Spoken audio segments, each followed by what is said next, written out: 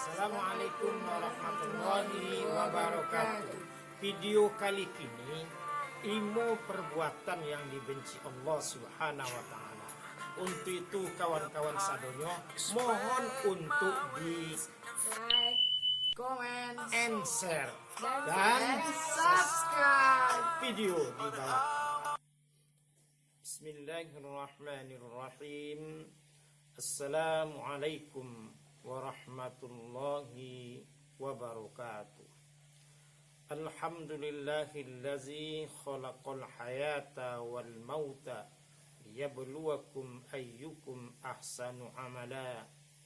Ashhadu an la ilaha illallah wahdahu la syarika lah wa ashhadu anna sayyidana Muhammadar Rasulullah la nabiyya ba'dah. Arsalahu bil huda basyira wa nazira wa da'iyan ilallahi bi iznihi wa sirajan munira. Faqala Allah ta'ala fil Qur'anil Karim, a'udzu billahi minasy syaithanir rajim. Bismillahirrahmanirrahim.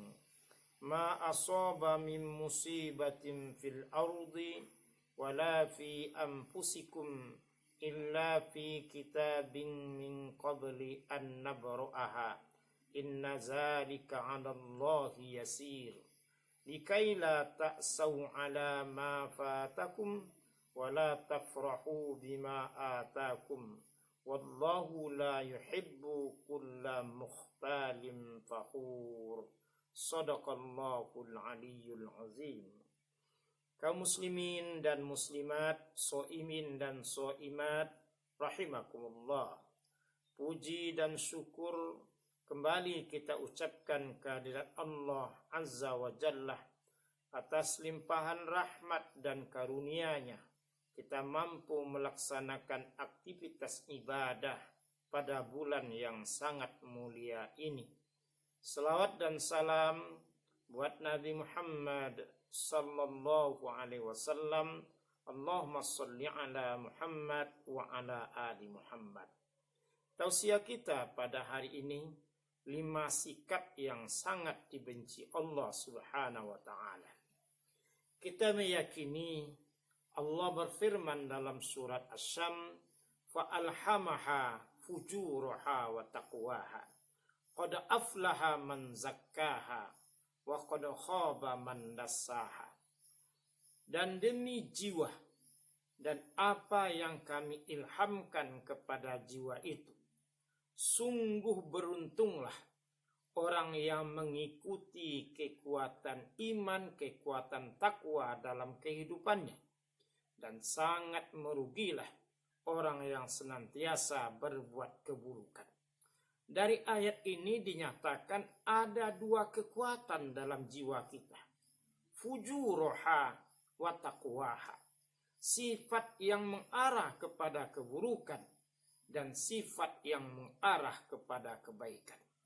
Keburukan adalah iman, adalah syaitan, sedangkan kebaikan adalah iman. Maka pertaruhan antara kedua itulah dalam hidup dan kehidupan kita. Maka Rasul mengatakan al-iman yazidu wa yanqus. Iman kadangkala bertambah dan iman kadangkala berkurang. Yazidu bit-ta'ah. Iman akan bertambah dengan ketaatan. Wa yanqusu bil ma'siyah. Dan iman akan pupus apabila kita melaksanakan kemaksiatan. Lalu apa sikap yang sangat dibenci Allah dalam hidup dan kehidupan kita? Pertama, selalu merasa aman dengan ujian yang diberikan Allah Subhanahu wa taala. Padahal ujian itu untuk menguji keimanan kita.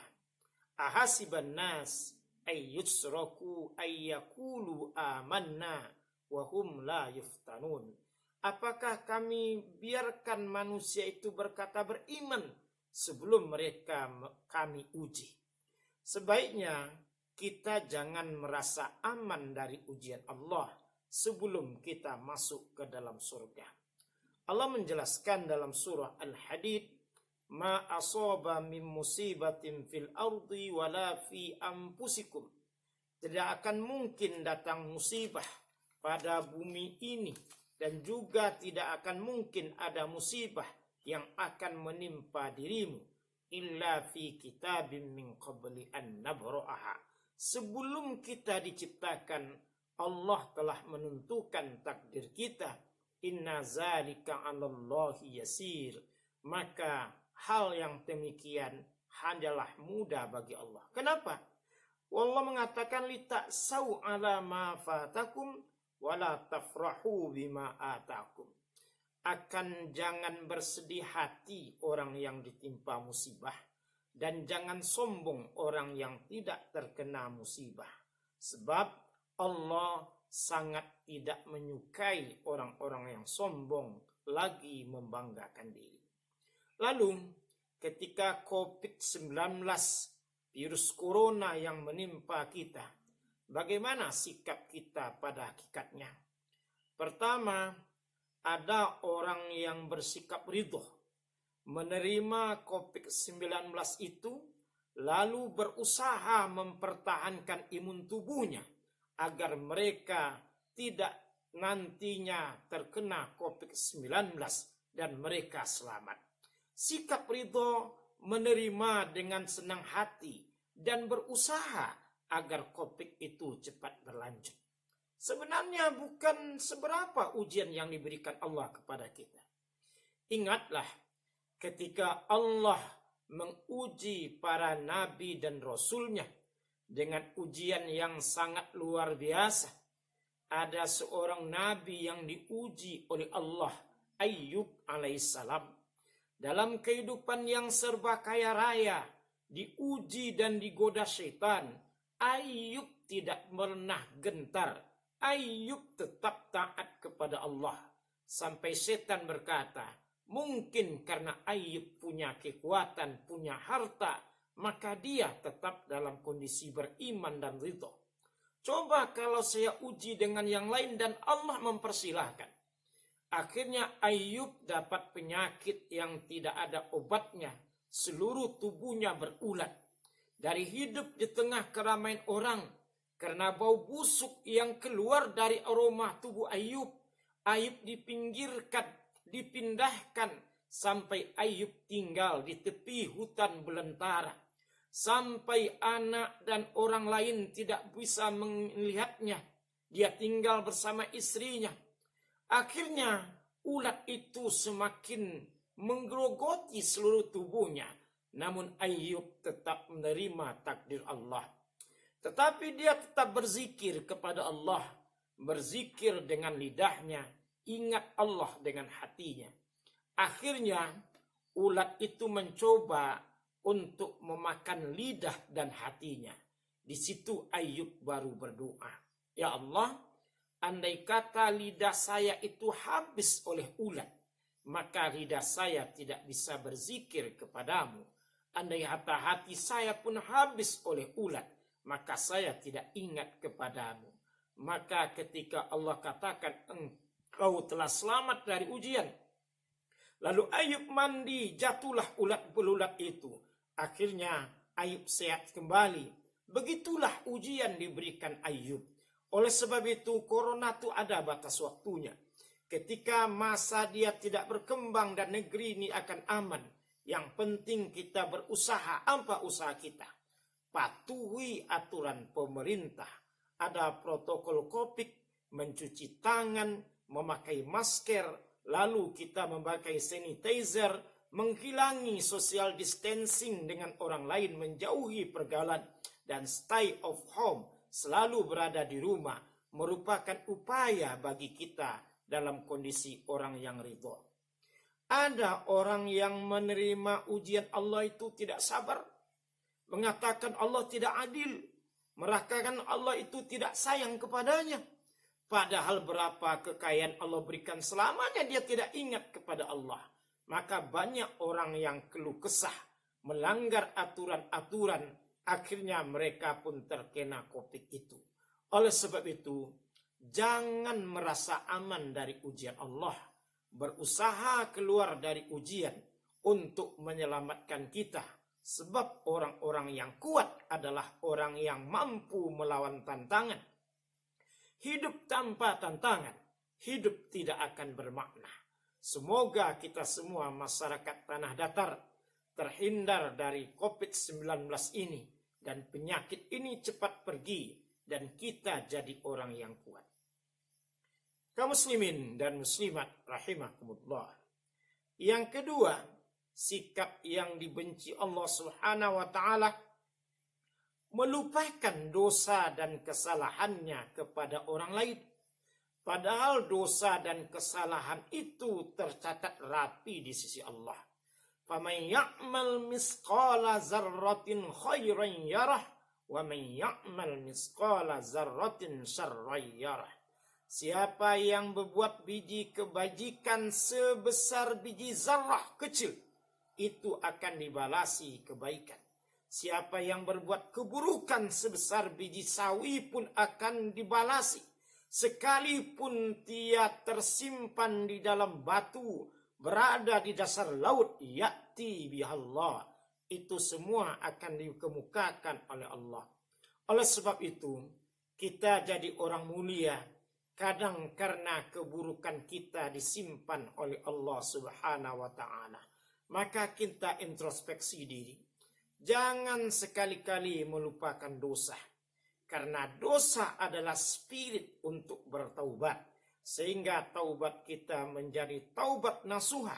Karena kita berbuat dosa dan kesalahan. Tidak ada orang yang tidak berdosa dan tidak berbuat salah. Wa khairut khata'. Sebaik-baik orang berbuat salah. At-tawwabin. Adalah orang yang bertaubat kepada Allah. Yang ketiga, melupakan jasa orang lain. Kita hidup sesuai dengan filosofi sosial zoon politikon. Manusia hidup bermasyarakat tidak bisa kita penuhi. Bahkan orang Minangkabau punya suatu filosofi, sakayo-kayo orang, panjai cie pun akan dipinjam kepada orang lain. Oleh sebab itu tidak ada kita yang tidak bisa dibantu oleh orang lain. Jangan sekali-kali melupakan jasa orang lain dan hanya mengingat jasa kita kepada orang lain. Itu adalah perbuatan yang akan melumpuhkan diri kita sampai kadangkala kita melupakan apa yang telah diberikan orang lain, apalagi orang tua kita. Dia yang mengandung kita, dia yang melahirkan kita, dia yang menyusui kita, dia yang mendidik kita, dia yang menyuapi kita, tidak akan terbalas jasa orang tua. Oleh sebab itu, berbuat baiklah kepada orang tua kita sebagai bentuk kita menghargai dan membalasi jasa baik orang tua kita. Yang keempat, yang dibenci Allah, orang yang lupa akan kematian. Kita diperintahkan Allah, fazkuru zikrul maut, perbanyaklah, ingatlah akan zikir kematian. Jangan sekali-kali kita melupakan kematian. Siapa yang melupakan kematian? Hubbud dunya. Karena cinta akan dunia, seakan-akan dia hidup selama-lamanya. Dia lupa berbuat baik kepada Allah, seakan-akan dia wafat besok pagi. Karena ajal itu rahasia. Entah beberapa saat lagi, entah besok, entah lusa. Betapa banyak orang ini sama ketawa kita, sama bekerja kita. Berapa saat ketika pulang dia telah tiada. Begitulah kematian. Jangan melupakan kematian, karena kematian itu sangat dekat dengan kita.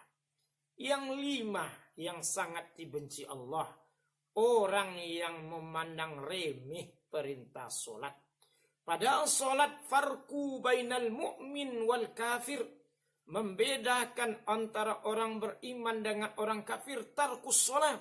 Al-mu'min iqamatis solat, wal kafir tarkus solat. Orang beriman menegakkan solat, orang kafir meninggalkan solat. Jangan kita remehkan waktu solat. Kita jaga, kita tunggu, karena solat itu adalah interaksi hamba dengan Allah Subhanahu wa ta'ala untuk mendapatkan ampunan dari Rabb yang maha mulia. Salat itulah penghubung kita dengan Allah Subhanahu wa taala. Inilah 5 sikap yang dibenci Allah. Kalau ada pada diri kita, jauhkanlah. Pertama, kita merasa aman dari ujian Allah. Hendaklah kita berhati-hati dengan ujian Allah. Melupakan dosa, padahal dosa tersimpan hapi di sisi Allah. Merupakan jasa orang lain, apalagi orang tua kita. Melupakan akan mati dan memandang remeh perintah sholat. Semoga kita orang yang terjauh dari 5 sikap yang dibenci Allah dan kita menjadi orang yang disayang Allah. Fa'tabiru ya ulil absar la'allakum tarhamun. Assalamualaikum warahmatullahi wabarakatuh.